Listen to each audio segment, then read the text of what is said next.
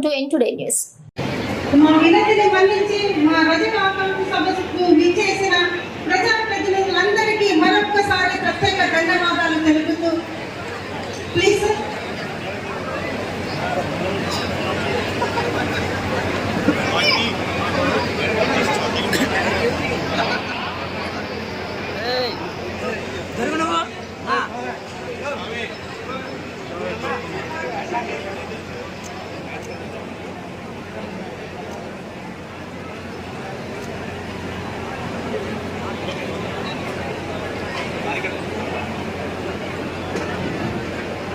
దయచేసి అందరూ కూర్చోండి.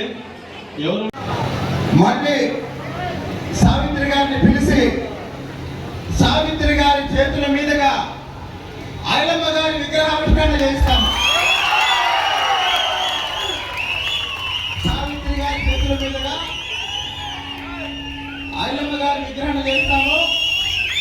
ఎందుకు అంటే ఒక బీసీ బిడ్డని, రజకుల బిడ్డని మనం గౌరవించుకోవాలి.